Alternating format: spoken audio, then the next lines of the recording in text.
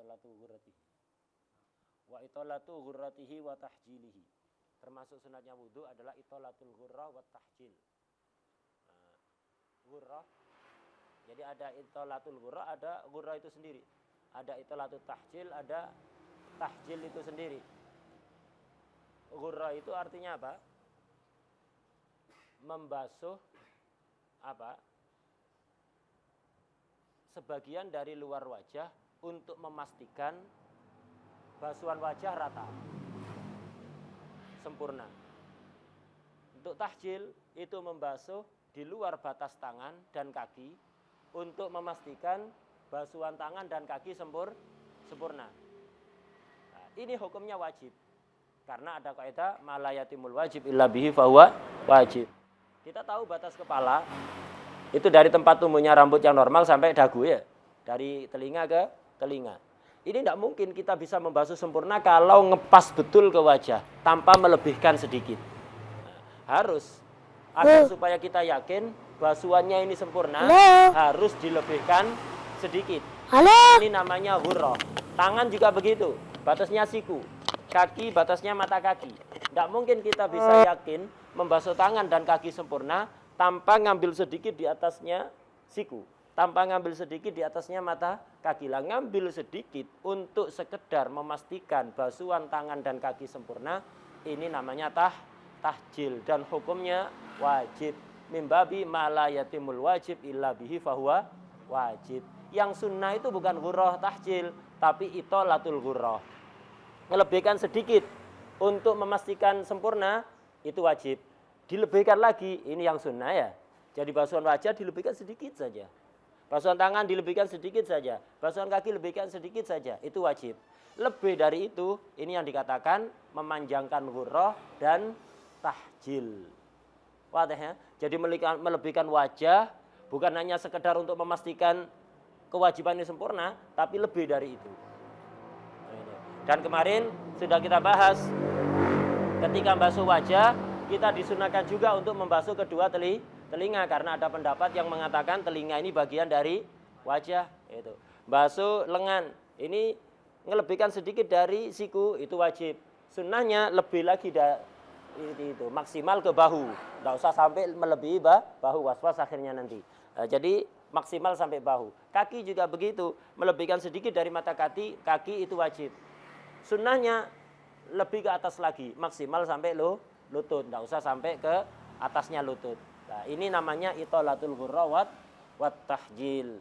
Nah, sangat dianjurkan karena semakin antum melebihkan itu akan menyebabkan nur lebih.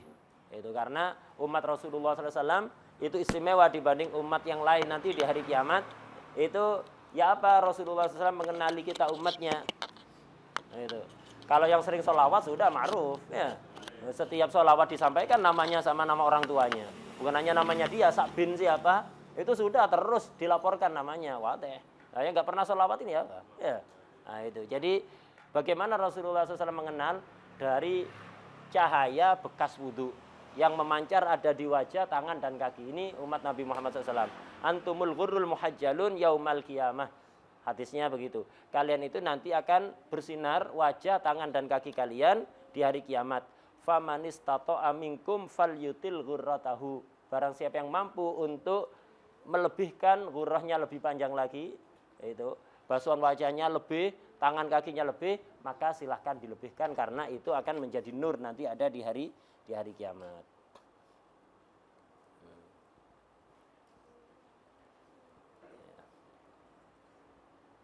Kemudian untuk ghurrah wa tahjil ini ada sedikit perbedaan. Apa perbedaannya? Untuk itolatul ghurrah tidak akan dianggap kecuali kita sudah basuh wajahnya. Baru itolatul ghurrah dianggap. Tapi kalau untuk tahjil tidak apa-apa. Sebelum basuh tangan itolatul tahjil dulu. Sebelum basuh kaki itolatul tahjil dulu. Artinya apa? Kita nyiram tangan dari arah sini. Nah, jadi kita nyiram tangan. Walaupun sunahnya nanti ada. Seperti apa sunahnya? Kita basuh tangan dari arah bahu sini, disiram. Udah, berarti kan itolatul tahjil dulu sebelum basuh tangan. Nyiram kaki dari arah lutut. Dari arah lutut. Ini enggak apa-apa. Jadi itolatu tahjil dulu sebelum basuh kaki. Bisa kalau untuk basuhan tangan dan kaki. Tapi kalau untuk wajah tidak bakalan dianggap itolatul ghurrah sebelum basuh wajah. Kenapa? Kenapa dibedakan begitu? Iya, karena basuh wajah itu kan harus bersamaan dengan niat. Niat itu sah kapan? Ketika basuh wajah. Kalau niatnya pas itolatul ghurrah nggak sah. Karena niat itu harus bersamaan ghuslul wajhi. Kalau bersamaan dengan itolatul ghurrah nggak dianggap. Kalau nggak diniati, ya nggak dapat pahala, nggak dapat kesunatan itolatul ghurrah ya. Makanya itolatul ghurrah nggak dianggap kecuali wajahnya sudah dibasuh. Kalau itolatul tahjil nggak apa-apa, dapat kesunatan walaupun belum basuh tangan dan kaki, disiram dari atas seperti itu, baik lengan atau kaki. Kemudian itu yang muktamad seperti itu. Watarkul isti'anah bisabi illa liudrin, itu. Jadi tidak meminta bantuan untuk sobi. Sobi itu nyiramkan air. Jadi tidak meminta bantuan untuk menuangkan air, nyiramkan air ke anggota badan kecuali jika ada udzur. Ini kecuali jika ada udzur. Isti'anah ini macam-macam. Isti'anah ini di sini sebutkan ada 3 macam, ada 5 malah. Itu ada 5 macam. Hukumnya beda-beda. Di situ minha termasuk sunahnya wudu di sarahnya tarkul isti'anah bisabi. Ini isti'anah nyiramkan air. Isti'anah untuk nyiramkan air illa liudrin.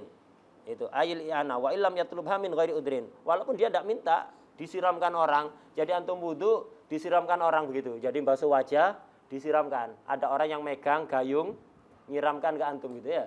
Nyiramkan ke antum tinggal meratakan air ke wajah gitu aja. Ini enggak sunnah itu. Sunnahnya jangan begitu. Gitu. Walaupun ini saya tidak minta. Ini ada orang menawarkan seperti itu. Enggak, itu jangan. Kenapa? Li'annaha tarufuh. Ini namanya enak-enakan. Enak-enakan, mewah-mewahan dalam urusan ibadah. Ibadah ini kan kita tujuannya untuk menunjukkan kita itu hina di hadapan Allah Subhanahu wa taala. Jadi menunjukkan kehinaan kita di hadapan Allah. Lah ini kok megaya? Ini namanya megaya dalam ibadah, bergaya dalam ibadah ndak itu. Li'annaha tarufu la yaliku bil muta'abbid. Wa laisa minhu al-wudu bil ma'il adab. Wudu dengan air tawar itu tidak ada masalah, enggak termasuk tarufu. Wa tarkul malih meninggalkan air asin, kan wudu dengan air asin bisa. Ini jadi ada air sumur Tegalarum kan rasanya beda ya, kayak ada manis-manisnya begitu ya. Iya kan? Beda kan sama air PDAM ya. Nah, jadi ada air sumur, ada air PDAM. Antum milih wudu pakai air PDAM yang lebih seger ya. Apakah ini termasuk tarofu? Enggak termasuk tarofu. Kalau isti'anah tadi itu termasuk tarofu. Megaya dalam ibadah. Qalal Qulyubi wa halil Hanafiyah minal isti'anah. Lah keran ini termasuk isti'anah apa enggak? Kan kalau isti'anah tadi kan gayungnya dipegangkan orang, dituangkan begitu. Antum tinggal basuh wajah. Keran kan juga begitu ya. Tinggal buka, habis itu antum ngambil airnya untuk basuh wajah. Apakah termasuk isti'anah? Enggak dijawab ya. Imam Qulyubi cuma ngasih pertanyaan. Jawabannya gimana? Jawabannya yang utama tidak termasuk isti'anah. Ya, catatan dulu dari Habib pas daras muqaddimah. Nah, jadi Hanafiyah itu keran. Wudu pakai keran itu tidak termasuk kategori isti'anah. Tidak termasuk kategori isti'anah. Lah, hukum isti'anah sendiri itu bagaimana sih? Hukum isti'anah itu bisa mubah, bisa sunnah, bisa wajib, bisa makruh. Nah ini. Wahia. Apa wahia? Isti'anah. Hukum isti'anah, minta bantuan di dalam wudu. Hukumnya kalau fi ihdharil ma mubahah. Kalau hanya untuk ngambilkan air mubah. Antum ingin wudu, ngambil airnya di sumur atau di belakang, nimba air untuk wudu, minta bantuan orang lain hanya untuk ngambilkan air dari sumur, nimba airnya ya. Habis itu wudunya enggak pakai bantuan, enggak disiramkan, cuman ngambilkan air dari sumur, dari belakang, ambilkan air untuk wudu, sekedar ihdharul ma. Hukumnya apa? Mubah, enggak sampai makruh. Wa fis sabbi khilaful aula. Kalau yang di matan sabbu, menuangkan air ya. Hukum minta bantuan di dalam menuangkan air hukumnya apa? Khilaful aula. Khilaful aula itu makruh ringan. Ulama mutaqaddimin tidak ada istilah khilaful aula. Ulama mutaqaddimin itu cuman punya istilah makruh karoha syadidah, makruh karoha khafifah. Ada makruh karoha khafifah, ada makruh karoha syadidah. Nah, itu istilah mutaqaddimin. Mutaakhirin untuk mempermudah akhirnya bikin istilah kalau makruh itu berarti karoha syadidah, kalau karoha khafifah itu disebut khilaful aula. Wadah ya? Nah, jadi makruh karoha syadidah itu ada larangan secara khusus. Kalau khilaful aula itu tidak ada larangan secara khusus, pokok mukhalif li sunnah begitu aja. Jadi bertentangan dengan sunnah tapi tanpa ada larangan secara khusus. Itu jatuhnya nanti khilaful aula. Gitu. Jadi untuk nuangkan air, isti'anah untuk nuangkan air hukumnya apa? Khilaful aula. Jadi kayak gayung dituangkan sama orang atau ada ceret gitu, dituangkan oleh orang, kita tinggal wudu aja. Ini khilaful aula. Wa fi ghusl a'dha makruha, ini makruh ini. Wudu itu dibasuhkan anggota badan kita. Kita diem tok ini. Tanpa udzur ya. Tanpa udzur. Orang sehat. Jadi diwudukan. Wajahnya ada orang ngambilkan air diwudukan, diratakan ke wajahnya. Kemudian tangannya, kepalanya, kakinya. Bukan hanya nyiramkan tapi meratakan air ke anggota badan kita untuk nyirami anggota badan kita ya. Bukan sekedar nuangkan air. Ini makruh. Kenapa? Kemenyek. Ya, endel ini ya. Nah, kalau tidak ada udzur, sebentar lagi dibahas. Naam, in qasada ta'lima nahwil mu'in nudibat. Nah, ini hukum asal ini. Tadi untuk meratakan ke wajah, meratakan ke apa? Tangan itu makruh kecuali jika ada tujuan ngajari orang yang membantu. Jadi ada orang tidak bisa wudu dengan benar. Nah, itu. Cara wudu ya apa caranya rata itu? Saya ayo. Tolong wudukan saya. Ayo, ratakan ke tangan saya gini. Nah, jadi untuk ngajari. Oh, ini kurang ini, disiram sikunya tidak basah, oh kurang ini harus basah sikunya untuk ngajari dalam rangka ngajari tidak makruh. Kalau nggak ada tujuan itu makruh. Kalau ada tujuan ngajari malah sunnah. Nomor 5 waqat tajib, kadang-kadang wajib. Nah, ini hukum isti'anah kadang-kadang wajib. Apa itu? Ala ajizin, bagi orang yang tidak mampu wudhu sendiri. Wajib ini, walau bi ujratin, walaupun harus bayar. Nah, itu. Tapi ujrah yang fadulat amma yu'tabaru fil fitrah. Ujrah yang memang dia punya melebihi kebutuhan yang dipertimbangkan di dalam zakat fitrah. Orang zakat fitrah itu kan yang punya kelebihan harta. Kelebihan dari apa? Dari kebutuhan pokok, dari tempat tinggal, pakaian yang layak, kemudian makan untuk dia dan keluarga yang wajib dinafkahi selama sehari semalam. Kok ada kelebihan? Itu baru wajib zakat fitrah. Lah, ini juga begitu. Orang di rumah sakit tidak bisa wudhu sendiri, mengalami gangguan saraf, nasallahu alaihi. Itu tidak bisa wudu sendiri, harus dibantu orang. Kalau ada yang gratisan ya alhamdulillah. Nggak ada yang gratisan, dia wajib nyewa orang untuk mewudukkan dia. Wajib nyewa. Wajib. Alhamdulillah kita wuduk gratis ya, tidak perlu bayar orang. Orang yang sakit ini wajib nyewa orang untuk membantu dia wudhu. Kalau tidak nemu gratisan. Tapi wajib nyewa orang kapan? Jika dia punya kelebihan harta setelah dikurangi untuk tempat tinggal yang layak, pakaian yang layak, makanan yang layak untuk dia dan keluarga yang wajib dinafkahi. Kok ada kelebihan harta, wajib setiap wudu nyewa orang. Wah deh, nyewa orang untuk itu.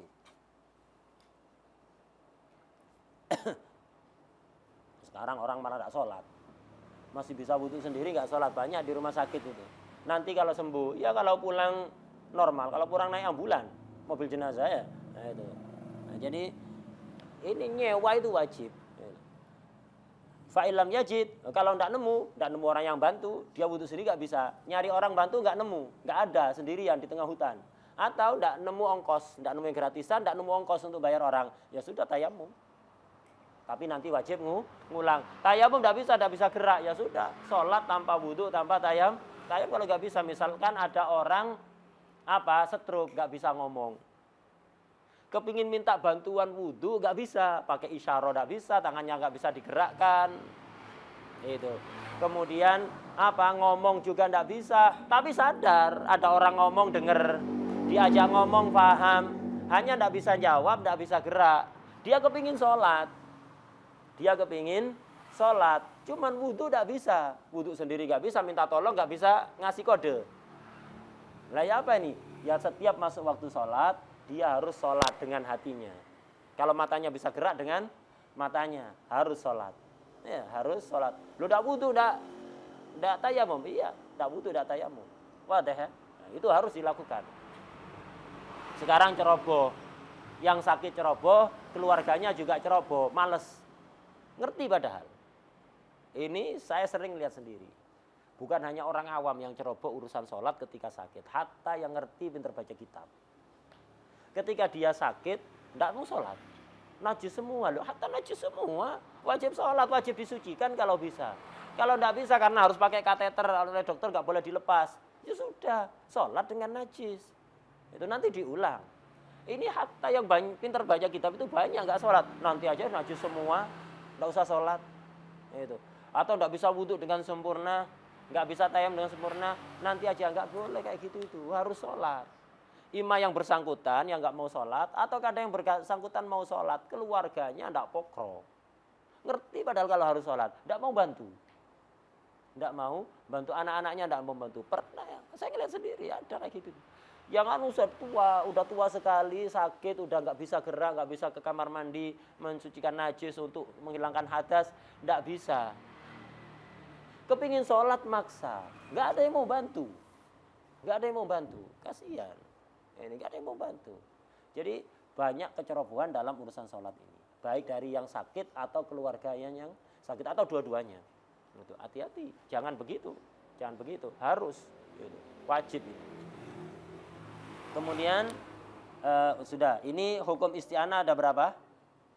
Ada 5. Kalau hanya untuk ihdarul ma, hukumnya mubah. Untuk sabu khilaful aula, untuk ghusl a'dha makruh, kecuali untuk tujuan taklim jadi sunnah, bisa wajib bagi ajiz. Ini hukumnya isti'anah ada 5. Biasakan fikih yang bahasanya singkat padat itu dibuat angka-angka gitu, kayak gaya takrir sadida begitu. Dengan begitu melekat ke antum ya. Jadi dibuat poin-poin begitu. Jangan biasakan baca kitab kayak model takrir sadida kayak gitu. Antum jadi manja nanti. Antum akhirnya kitab itu kan sangat mudah sekali kan untuk difaham. Akhirnya antum kalau baca kitab seperti itu faham, tapi baca kitab yang seperti ini kesulitan nanti. Enggak, jangan seperti itu. Kecuali betul-betul pemula. Tapi ya apa caranya antum baca kitab seperti Busrul Karim atau lain-lainnya, di pikiran antum susun sendiri model takrirat. Jadi antum belajar menyusun seperti takrirat. Jangan hanya membaca takrirat, takrir sadida atau yang lainnya, kitab-kitab yang baru-baru itu. Enggak, kalau antum terbiasa baca kitab kayak gitu manja, baca kitab kayak gini atau baca Fathul Mu'in yang kadang syaratnya ada di baris pertama, jawabnya ada di baris ketiga ya, atau di halaman setelahnya. Mubtada khobarnya juga begitu. Tidak paham antum nanti kesulitan. Wadah ya. Nah, jadi tiru gayanya. Jangan hanya mengandalkan kitab yang baru seperti itu. Tidak apa-apa untuk membantu pertama kali dok, untuk apa caranya menyusun begitu. Nah, tapi jangan kebiasaan mutolaah dari kitab itu seperti itu. Biasakan mutolaah ke kitab salaf. Nanti antum merangkai seperti takrirat di pikiran antum, atau antum menyusun sendiri. Bikin rangkuman, ya, dibuat rangkuman. Jadi kayak ini, hukum isti'anah dari Busrul Karim. Antum catat di kertas. Ima seperti ini persis, atau enggak antum buat poin-poin. Ahkamul isti'anah khamsah, awalan 1, 2, 3, 4, 5 begitu. Ya, nah, seperti itu. Buat susun sendiri. Nah, bisa haram, tak disebutkan di sini. Apa? Nah, bisa haram. Kapan isti'anah haram? Isti'anah bisa haram. Maksa orang nggak mau dipaksa. Ayo, bantu nana. Nggak bantu, bacok. Itu jadi maksa orang. Itu maksa orang untuk membantu dia. Itu. Ini haram hukumnya ya. Hukumnya haram. Dan disebutkan di sini 6 berarti. Ahkamul isti'anah berapa? 6. Tambah haram ketika bil ikrah. Kemudian wan nafdi, termasuk sunatnya wudu adalah atof ke isti'anah. Watarkul isti'anah. Tidak isti'anah, sunahnya wudu. Wan nafdi aitarkun nafdi wat tansyifi. Tidak nafdu dan tidak tansyif. Ini termasuk sunahnya wudu. Nafdu itu apa? Kalau kata orang Jawa itu ngiplaskan air. Jadi membersihkan. Jadi misalnya kita habis wudu, ada basah kan di sini kan ya. Kita ambil airnya, kita gini kan. Ngibaskan air gitu ya. Atau di tangan basah, habis wudu, antum buang kayak gini. Itu sunnahnya jangan. Kenapa? Ini bekas ibadah. Kalau antum melakukan itu, Tidak bagus. Mukhalif li sunnah. Kenapa? Li'annahu katabarri minal ibadah. Seolah-olah antum tidak mau dengan bekas ibadah. Hukumnya ya apa? Fahuwa khilaful aula. Khilaful aula. Alias apa? Hukumnya nafdu. Makruh ringan. Wat tansyifi. Itu. Tansyif itu ngelap. Pakai handuk. Pakai tisu. Ya. Pakai handuk, pakai tisu. Sunnahnya setelah wudhu jangan dilap airnya. Baik pakai tisu atau pakai handuk atau apalagi pakai pakaiannya antum digini-ginikan jorok ya. Enggak, itu yurusul fakr malah. Antum habis wudu kemudian basah kan wajahnya, diusap pakai sarungnya. Gitu ya. Enggak, jangan. Jangan ngusap bekas wudu. Kalau tadi dibuangi pakai tangan kayak gini, itu nafdu. Kalau tansyif itu pakai kain, pakai handuk, pakai tisu, itu jangan. Itu buat tansyif. Apa itu tansyif? Wa huwa akhdul ma binahwi mindil. Ngambil air, ngelapi air dengan semisal sapu, tangan, tisu dan yang lain-lain. Hukumnya apa? Fa huwa khilaful aula bila udrin. Khilaful aula kalau tanpa udzur. Kalau udzur ya ndak. Contohnya udzur, orang ini alergi air. Ada sebagian orang itu alergi air. Jadi kalau kena air, kemudian kena angin, masuk angin atau bersin-bersin tidak selesai-selesai. Ya. Bersin-bersin tidak selesai-selesai, maka ini udzur. Tapi kalau ndak, sehat-sehat aja itu. Maka jangan diserbeti, jangan dilap. Hukumnya apa? Enggak sampai makruh, khilaful aula, makruh ringan. Kemudian di sarannya itu sebutkan wa idza arada tansyif walau li udrin. Ketika ada orang itu kepingin tansyif, kepingin ngusapi. Walaupun ada udzur, baik ada udzur atau tidak, itu. Baik ada udzur atau tidak. Fal aula alla yakuna bisaubin, jangan pakai pakaiannya. Itu pakai kain khusus, pakai sapu tangan, pakai handuk, pakai tisu, jangan pakai pakaiannya. Itu. Kenapa itu yurusul fakr itu? Ngelap pakai pakaian itu yurusul fakr. Habis wudu dilapi gini, pakai lengan bajunya ya. Nah ini yurusul fakr, menyebabkan fakr nanti. Termasuk udzur orang mau tayamum. Misalkan orang wajibnya ada luka di kakinya atau di mana. Kan dia harus wudhu plus tayamum. Habis wudhu mau tayamum. Ya tidak bisa tayamum kalau masih basah. Tidak sah tayamumnya, dilapi dulu. Ini udzur, tidak masalah. Tidak khilaful aula. Kemudian termasuk sunahnya wudhu. Wa tahrikul khatam. Menggerakkan apa? Cincin. Itu menggerakkan cincin. Kalau sekiranya air bisa sampai ke jari-jari tanpa digerakkan. Kalau tidak bisa sampai kecuali digerakkan, maka gerakannya hukumnya wajib atau dilepas sekalian. Nah ini. Tahrikul khatam. Wal bada'atu bi'alal wajhi. Sunnahnya wudu, wajah itu dimulai dari atas. Jadi ngambil air, langsung dimulai dari atasnya wajah gini. Nawaitul wudu. Jadi dari atas. Itu, dari atas ke kanan gini. Ya, itu. Jadi dari atas, bukan dari bawah ke atas gini enggak, atau dari samping ke samping, tapi dari atas. Kemudian wa fil yadi warijli bil asabi'. Fa in sabba alai ghairuhu bada'a bil mirfaq wal ka'ab. Ini pendapat musannaf Syekh Abdullah bin Abdurrahman Bafadhal tafsil sama dengan muktamadnya Imam Romli tafsil. Jadi wudu itu ketika basuh tangan dan kaki dimulai dari arah jari-jari. Jadi nyiramnya dari jari-jari begini terus diratakan sampai siku ataukah dari siku. Kalau Imam Ibnu Hajar mutlakon dari ujung jari. Kaki juga begitu. Jadi basuh kaki misalnya ke keran, dibuka keran dari sini, bukan dari sini. Sebagian orang wudhu dari betis terus ke bawah. Enggak, dari jari-jari begini. Diratakan. Wadah ya, sampai ke mata kaki, sunahnya sampai lebih.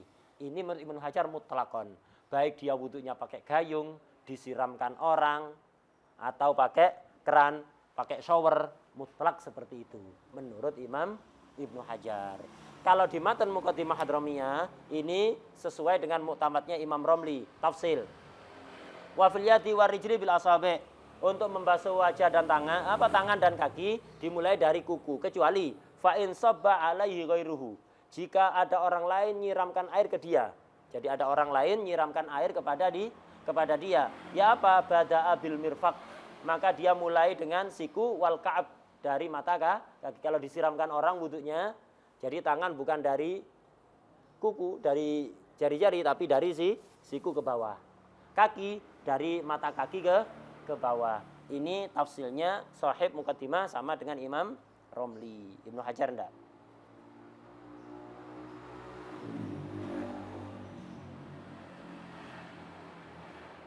Keran juga begitu. Coba dicek nanti di takrirat sadida. Keran itu disamakan ketika disiramkan orang. Keran itu dalam masalah ini disamakan dengan disiramkan orang. Berarti kalau versi Muqaddimah dan versi Imam Romli, kalau untuk wudhunya pakai keran, dari siku apa dari jari-jari? Dari siku kalau versi Muqaddimah. Kaki dari atas betis ya, dari mata kaki ke jari-jari begitu. Ini versi Muqaddimah. Coba dicek nanti di takrirat sadida, seingat saya begitu. Keran itu disamakan dengan ketika diseramkan orang. Dalam isti'anah nggak sama ya. Dalam isti'anah nggak sama, tapi dalam urusan ini disamakan. Seingat anak gitu di takrirat. Tapi itu kalau ngikuti Imam Romli bin Hajar mutlakon. Pakai keran disiramkan orang, pakai gayung, tangan itu dari jari-jari, kaki juga dari jari-jari, mutlakon.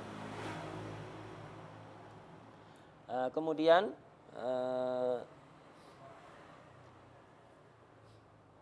wadalkul udwi, termasuk sunnah dalam wudhu adalah dalkul udwi. Dalkul udwi itu meratakan air dengan semisal tangan.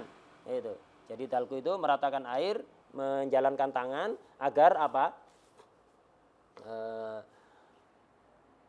Rata airnya dengan tangan. Walaupun bisa rata tanpa pakai bantuan tangan. Misalnya antum wudhu di bawah shower, gini aja, nawaitul wudhu'a.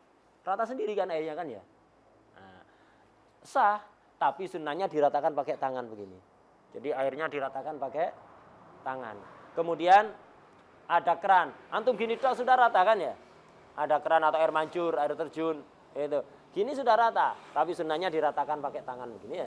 Diratakan pakai tangan. Itu namanya dalku. Khurujan minal khilaf. Dalam mazhab Imam Malik wajib. Menurut mazhab Imam Malik, kalau antum wudhu tidak dalku tidak sah. Jadi wajib dalku. Khurujan minal khilaf. Jadi wudhunya pakai dalku. Dalku itu tadi imrarul yad alal udwi itu.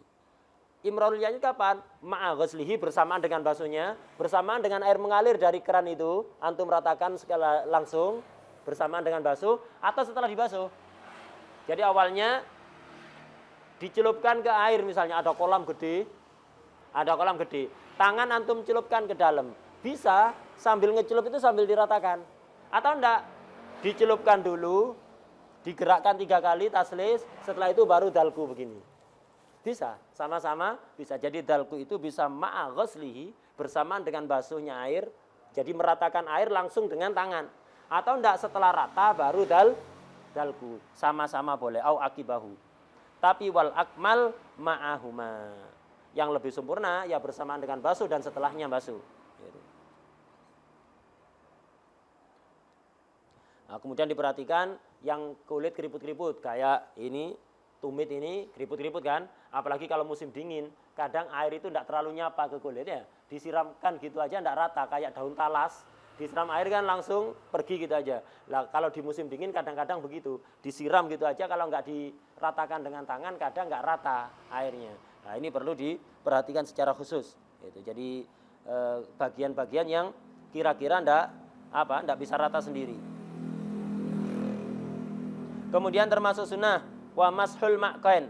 Itu ma'qain itu apa? Sisi mata yang dekat dengan hidung ini. Yang sisi dekat dengan hidung. Kalau ini lihal. Tepi mata yang dekat dengan telinga, ini lihal. Kalau ini ma'qain ya. Ma'qain ini. Tepi mata yang dekat dengan hidung. Kalau tepi mata yang dekat dengan telinga, ini apa lihat. Sunnat itu diusapi pakai tangan ini. Jadi wudhu walaupun sudah rata begini, nanti sunat diginikan. Pelan aja, enggak usah. Ya, rusak semua mata itu nanti. Pelan-pelan gini aja. Enggak usah kasar-kasar. Nah, gini. Jadi setelah basuh, nah itu walaupun air sudah rata sunat begini. Kalau airnya enggak rata karena ada kotoran mata, ketek kalau kata orang Jawa ketek ya. Karena banyak kotoran mata, seperti orang yang sakit mata itu, banyak kotorannya. Kalau nggak diginikan nggak bisa rata, wajib ginikan. Wajib, Fatih ya. Ini seandainya air sudah rata, tanpa diginikan, itu sunnah. Kalau nggak bisa, maka wajib. Ini sunnah, ma'qain. Wastiqbalul kiblah, sunnahnya wudhu menghadap kiblat. Jadi kalau ada tempat wudhu banyak, kerannya ada yang menghadap kiblat, ada yang membelakangi kiblat, ada yang macam-macam, antum milih yang menghadap kiblat. Sunnah wudhu itu menghadap kiblat dan diusahakan kalau antum buat tempat wudhu, kalau memang memungkinkan diupayakan tempat wudhu itu menghadap kiblat kalau memungkinkan. Tempatnya ada gitu. Kalau enggak ada gimana lagi? Untuk tempatnya sempit, itu enggak bisa ya sudah. Tapi kalau bisa, upayakan tempat wudhu itu menghadap kiblat kalau bikin keran itu. Wastiqbalul kiblat. Kemudian hatta ketika zikir itu menghadap kiblat. Zikir setelah wudhu itu juga menghadap kiblat, bukan sambil jalan. Bukan sambil jalan, tapi menghadap kiblat dulu. Kemudian wa wad'ul ina an yaminihi in kana wasi'an. Itu. Kalau wadahnya itu luas, sekiranya antum nyiduk dengan tangan, itu, maka wadahnya sunat ditaruh di arah kanan karena lebih memudahkan. Nah, itu di sarahnya wa wad'ul ina an yaminihi in kana wasi'an.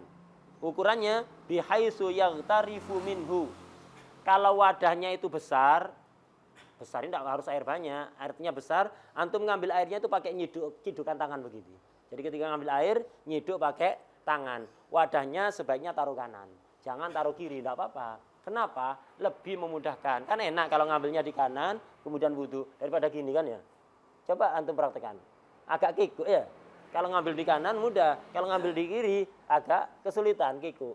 Nah, maka sunnahnya taruh di kanan. Kalau wadahnya itu isi air yang antum ciduki untuk wudhu. Tapi fa in kana yasubbu bihi, kalau airnya itu dituangkan wadah ceret, wadah tiku. Jadi airnya diwadahi tiku, tikunya kopi, tikunya teh itu. Nah, antum wudhunya gitu, justru taruh di kiri. Nanti diangkat pakai tangan kiri, diratakan pakai tangan kanan, lebih memudahkan itu. Fa in kana yasubbu bihi fa an yasarihi, taruh di kiri. Wadah ya. Jadi kalau nyiduk air, wadahnya ada di sebelah kanan. Kalau model teko yang nanti dituangkan ke wajah atau semisalnya, maka taruh di kiri, nanti diangkat pakai tangan kiri, dituangkan, diratakan pakai tangan kanan. Ini sunnah. Karena apa? Alasannya li'annahu amkan, lebih memungkinkan, lebih memudahkan. Mudah. Wa alla yang kusama'uhu an muddin. Air wudhu jangan kurang dari 1 mud. Ini, air wudhu jangan kurang dari 1 mud. Itu. Kenapa? Rasulullah SAW itu kalau mandi pakai air 1 mud, kalau wudhu pakai air 1 mud, kalau mandi pakai air 1 sok. Katakan 1 sok itu 2,5 liter. Katakan 1 sok itu sekitar 2,5 liter. Antara 2,5 liter sampai 3 liter. Itu 1 sok. 1 mud ini 1/4 sok. 1/4 sok. Berarti berapa? Katakan 3 liter dibagi 4. Hah?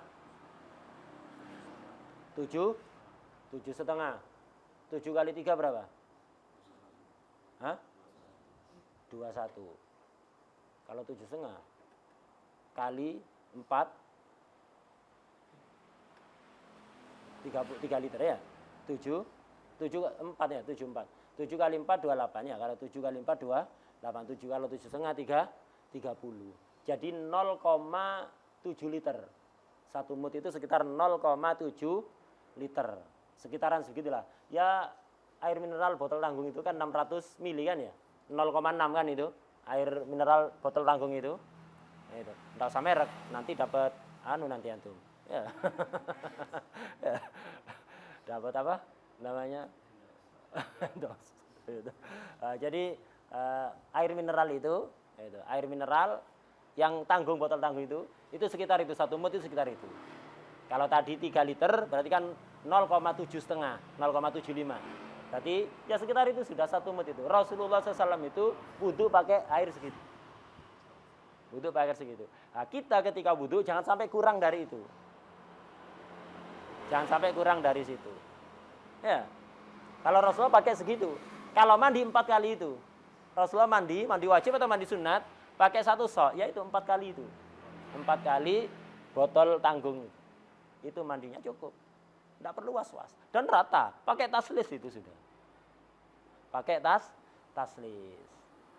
Ini. Jadi karena apa kok disunatkan jangan kurang 1 mud? Ada tak orang wudhu kurang dari 1 mud? Ada. Orang dari daerah minus air itu bisa wudhu pakai air kurang 1 mud itu bisa. Kalau bagi orang Indonesia layu tasawwar ini, 1 timbal udah cukup. Sebagian orang gitu ya. 1 timbal, 1 bak mandi wudhunya. Satu bak mandi. Kalau mandi tidak cukup satu bak mandi. Mesin pompa airnya harus nyala terus. Kenapa? Nanti habis kalau kayak gitu. Tidak cukup, belum selesai mandinya ya. Itu. Ceboknya satu timba. Jadi orang daerah minus air itu bisa jadi wudhu itu kurang dari segitu bisa. Ya apa caranya? Masah berarti enggak, ghusl. Caranya itu bisa botol kayak gitu itu dilobangi kecil bawahnya. Jadi botol kayak gitu dilobangi kecil bawahnya. Nanti diginikan ke wajah, diratakan pakai tangan begitu. Sekiranya ngalir tapi enggak pokok, bukan ngusap, sekiranya ngalir ya, ngalir. Nah seperti itu. Kalau antum lihat kepingin contoh wudhu air itu ngirit dan itu ghusl sudah sangat sempurna sekali. Itu ada video Habib Umar bin Hafid ya, praktek wudhu itu sudah. Ini orang Indonesia banyak masak wudhu kayak gini, ini kan masak ini. Itu ghusl double sudah itu ya. Itu sudah double ghusl. Jelas ya? Itu. Nah, jadi cukup, enggak perlu banyak-banyak.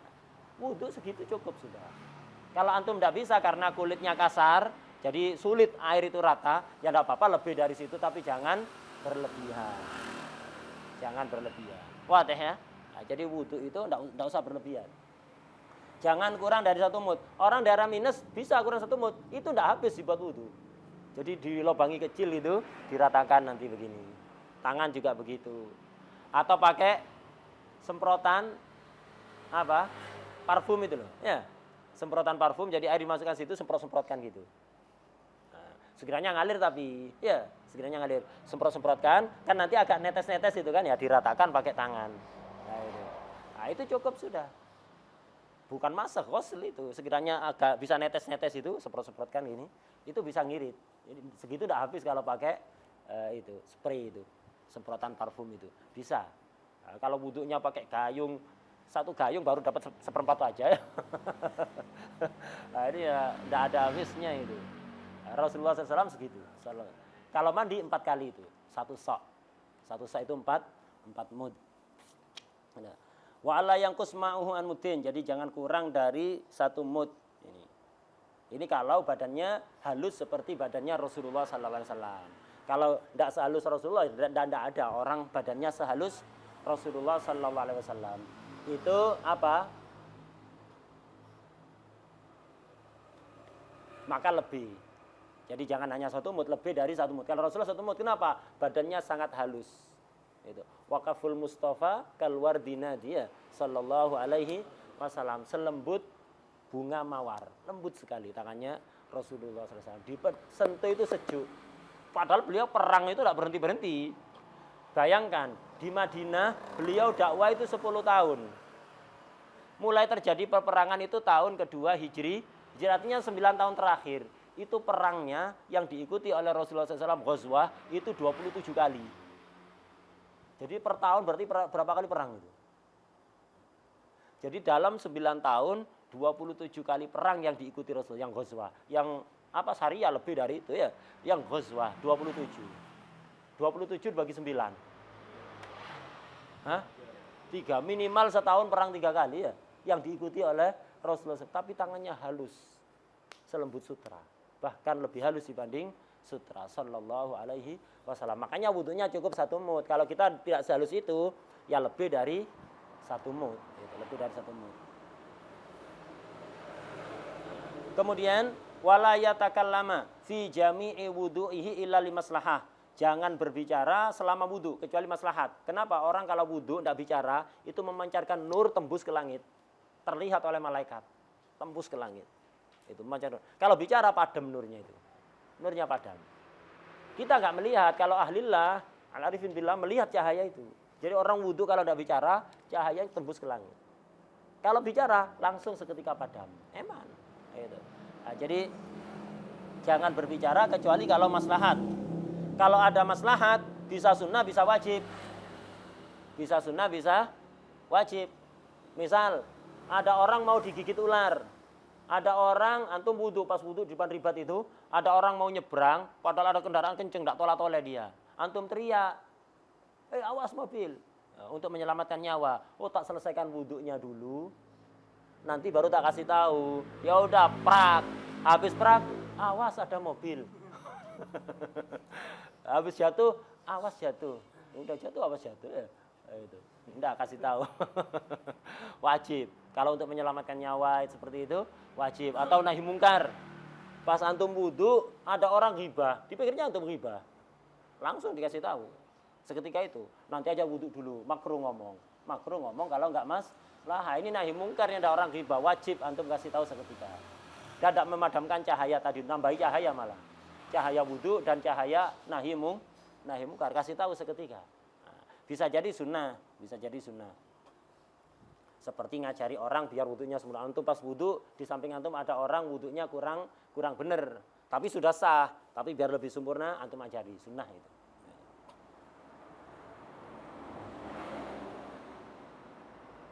Kemudian walayal tima wajhahu bilma, itu. Jangan menamparkan itu air ke wajah. Artinya wudu itu biasa-biasa aja. Ambil air, nawaitul wudu'a. Sebagian orang nawaitul ya kalau pakai bak mandi itu ya, kalau wudu bak mandi atau pakai keran, sebagian orang itu wudu itu dilempar-lemparkan air itu. Jadi kalau dia wudu, orang lain itu jaga jarak 2 meter. Itu. Corona cukup 1 meter, ini enggak 2 meter. Itu. Karena kalau wudu jadi nyiprat-nyiprat ke samping-samping, jangan. Wudu jangan begitu, sunnahnya sudah pelan-pelan saja, sekiranya tidak mengganggu yang sampingnya. Ya, jangan memukulkan air ke wajahnya. Terus hemat air itu. Kemudian juga di sarahnya itu termasuk sunnahnya wudu adalah wayashrab min fadli tahurihi, minum sisa air toharohnya. Itu dikatakan dalam hadis inna fi syifaan min kulli da', jadi obat segala penyakit. Kalau orang biasa setelah wudu minum sisa air wudunya.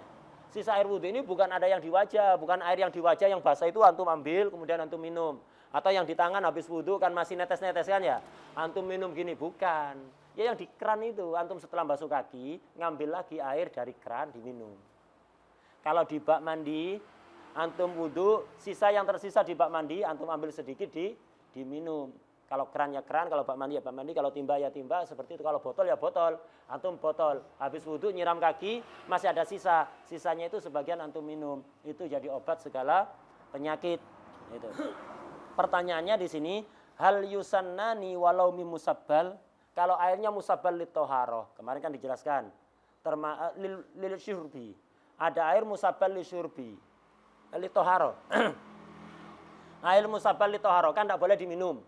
Kalau air musabbal li syurbi tidak boleh pakai toharo. Lah ini ada air musabbal li toharo. Antum habis basuh kaki, sunat minum kan ya? Apa boleh minum kalau air musabbal? Kalau air antum pribadi di rumah sunnah. Ini air musabbal untuk toharo, untuk wudu. Loh kok diminum? Apa boleh? Nah ini di sini dikatakan wayad harul mana, yang dohirnya nggak boleh. Kenapa? Li'anna dzalika ghairu toharo al mauquf laha al musabbal. Karena minum ini bukan bagian dari toharo, padahal airnya disediakan untuk toharo. Antum kalau minum menyalahgunakan air musabbal, haram. Ini pendapat pertama. Illa yuqal, tapi bisa jadi yuktafar fi syai' tabaan malah yuktafar fi maksudan. Itu. Bisa jadi tidak apa-apa boleh. Dan ada yang berfatwa demikian. Ada yang berfatwa boleh. Jadi ada 2 pendapat memang. Jadi ketika antum wudu pakai air musabbal li toharo di masjid misalnya. Antum wudu habis basuh kaki, ngambil air lagi di keran untuk diminum. Nah, tidak apa-apa. Yang mengatakan tidak apa-apa karena ini bagian dari toharo. Sunanul wudu, toharo itu mencakup toharo yang wajib dan juga yang sunnah. Lah ini termasuk sunnahnya wudu ya. Jadi bagian dari toharo. Sama seperti taslis, sama seperti misalnya yang lain. Itu taslis itu kan perlu air lebih kan, harusnya 1 kali. Tidak apa-apa. Nah, itu jadi khilaf. Boleh apa enggak? Itu khilaf untuk air musabbal. Kemudian walayam sahar raqabah, enggak sunat setelah ngusap telinga terus ngusap leher. Jadi setelah antum ngusap kepala kemudian ngusap telinga kemarin itu ngambil lagi air baru, bukan bekas telinga, ngambil air baru, pakai bekas telinga juga enggak apa-apa kan, enggak mustakmal kan ya. Toharo sunnah. Afdalnya pakai air baru diusapkan ke leher begini. Sunnah apa enggak? Fuqaha kebanyakan mengatakan tidak sunnah. Nah, itu. Imam Ghazali mengatakan sunnah. Ngamalkan mana? Tidak apa-apa diamalkan. Kalau antum lihat contoh wudunya Habib Umar itu ngusap. Di wudhu yang dicontohkan oleh Habib Umar bin Hafid, itu setelah ngusap telinga, ngambil air diusapkan ke lehernya begini. Jadi ngusap leher ini khilaf. Kebanyakan fuqaha Syafi'iyah mengatakan tidak sunnah, khilafan lil Imam Al-Ghazali. Imam Ghazali mengatakan sunnah karena ada hadis tapi ya sanadnya dianggap bermasalah.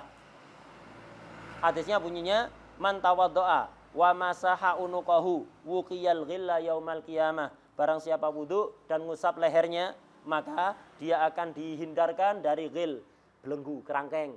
Kerangkeng yang mengkerangkeng leher itu nanti di hari kiamat. Itu bisyarah kalau akan meninggal dalam keadaan husnul khotimah. Diamalkan tidak apa-apa. Ada yang mengatakan hadisnya ini maudhu, palsu, hadis hoak. Ada yang mengatakan tidak palsu tapi syadidud dha'af, sangat dhaif. Ala kulli hal itu. Imam Ghazali mengatakan sunnah. Kemudian wa yaqula ba'dahu, sunnat setelah wudu membaca zikir asyhadu an la ilaha illallah wahdahu la syarikalah wa asyhadu anna Muhammadan abduhu wa rasuluh. Siapa yang baca itu sampai wa rasuluh itu, maka akan dibukakan 8 pintu surga untuk dia, milih masuk dari mana saja. Ini juga bisyarah kalau orang yang setiap habis wudu membaca zikir ini akan meninggal dalam keadaan husnul khotimah, akan dihindarkan dari sul khotimah. Dibukakan pintu surga 8 suruh milih sendiri. Sampai ini doa singkat sekali, asyhadu alla ilaha illallah wahdahu la syarikalah wa asyhadu anna sayyidana Muhammadan abduhu wa rasuluh. Allahumma ja'alni minat tawwabin. Ini beda lagi sudah riwayat lain. Allahumma ja'alni minat tawwabin waj'alni minal mutatahhirin. Imam Ghazali nambahi waj'alni min ibadikas salihin. Subhanakallahumma bihamdik asyhadu an la ilaha illa anta astaghfiruka wa atubu ilaik. Ini baca zikir ini mulai dari subhanakallah bihamdik tadi itu, ini kalau dibaca ada hadis menerangkan maka pahalanya akan disimpan dengan wadah yang sangat rapat, disegel. Artinya tidak bakalan hilang pahalanya. Disegel, tidak akan dibuka segelnya kecuali di hari kiamat. Artinya terjamin, tidak bakalan hilang pahalanya. Lagi-lagi ini juga bisyarah, orang ini akan meninggal dalam keadaan iman husnul khotimah. Jadi baca ini, dirutinkan. Nah, kemudian wala ba'sa biddu'a indal a'dha. Tidak apa-apa kalau antum baca doa indal a'dha seperti yang disebutkan dalam Bidayatul Hidayah. Versi fuqaha yang mutamat fuqaha Syafi'iyah, tidak sunnah secara khusus untuk wudu. Tapi bukan berarti ketika tidak sunnah antum baca tidak dapat pahala. Ya dapat pahala umum. Umum doa. Orang doa itu ibadah apa bukan? Ad-doa mukhul ibadah. Doa dapat pahala. Hatta ngikuti pendapat yang enggak sunat, antum dapat pahala. Tapi bukan pahala khusus kesunatan wudu, pahala umum orang berdoa dan berzikir. Itu. Jadi hatta versi fuqaha yang mengatakan tidak sunnah, tetap bagus kalau dilakukan. Bukan berarti jelek, tetap bagus. Apalagi kalau mengikuti Imam Ghazali mengatakan sunnah ada di Bidayatul Hidayah. Nah, itu doa ketika kumur, doa ketika siwakan, doa ketika cuci tangan, doa ketika basuh wajah dan seterusnya. Itu ada doanya masing-masing. Wallahu a'lam al-Fatihah.